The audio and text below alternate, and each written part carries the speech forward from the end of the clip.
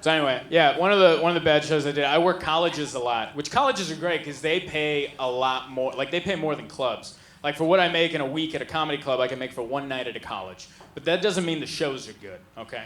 One time I did a show at Washington Jefferson University outside of Pittsburgh, and I showed up, and there was about 10 kids in the audience. It was a small room, and that's not bad. 10 kids in a small room, I can work with that. But the little girl running the show, she goes, hey, can we wait like 15 more minutes? I think more people are coming. I go, sure, that's not a problem. We waited 15 minutes, and we went back in. Those 10 kids had left.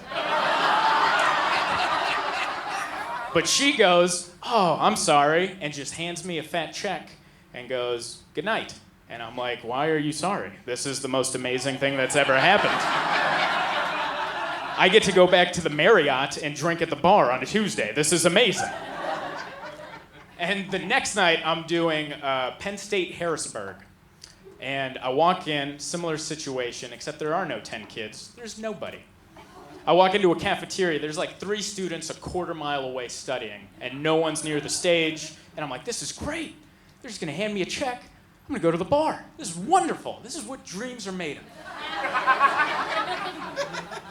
And as like showtime comes up, this little girl who's in charge comes up to me and just goes, well, we paid you. I go, what do you mean? She goes, well, get up there and tell jokes. And I'm like, there's no one here. And she goes, well, we paid you. And I went, have you ever wanted to punch a child? Like, this girl was maybe 18 years old. I was a grown man at the time, and I had a kid going, well, we paid you. And I'm like, I hate everything about my life. Dreams are nightmares. Remember that. So I had to go on stage. There's nobody there. Except for like 3 students like a quarter mile away. So I beg. I'm like, please come up to the front. Just sit here. Forget your dreams and studying for them. Just listen to me talk for an hour. I had to do an hour. And I'm like, please come up. So 3 students sit in the front. I start doing my show. 15 minutes in, one of them gets up to leave. And as he's like leaving, he's pushing the double doors open to leave. I look at him and I go, what was it? You didn't like the jokes? And he just looks at me and goes, ugh, I just can't. And then walk through. I still had 45 more minutes to do after that. And that kid just left with a piece of my soul. Right? But that's still not the worst show that I've ever done. The worst show that I've ever done was at a comedy club. It was a private event. It was for a 50-year-old's birthday party. And what she did was she rented out this entire comedy club for her and her 9 friends. They sat in the 5th row in a line, like a firing squad. And the comics just had to come up and pretty much dance for them. Just like, this is the closest I've ever felt to being a court jester.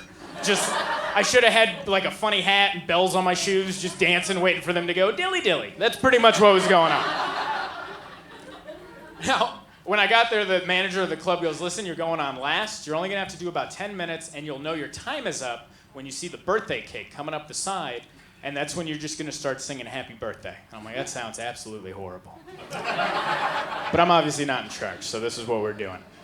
So I'm on stage. It's going as well as it can be, considering there's only 9 people in the audience. And I feel like 10 minutes is coming up. So I asked the birthday girl, I'm like, excuse me, are you single or are you in a relationship? Now, she was cool before. Now she's no longer cool. She's just like, I don't wanna. And I was like, whoa, easy. I'm not like trying to hit on you. I'm just trying to work into my last joke and get the hell out of here.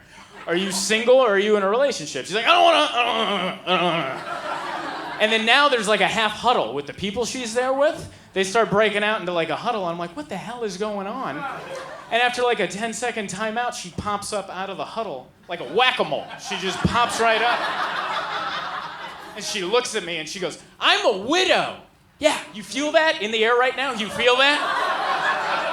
That was in my soul when she said that. And as soon as she got the last W out of widow, here comes the cake. So I just looked at her and I was like, I don't... Happy birthday to you. Hey guys, it's been my time. I've been Zoltan. Thank you very much, everybody.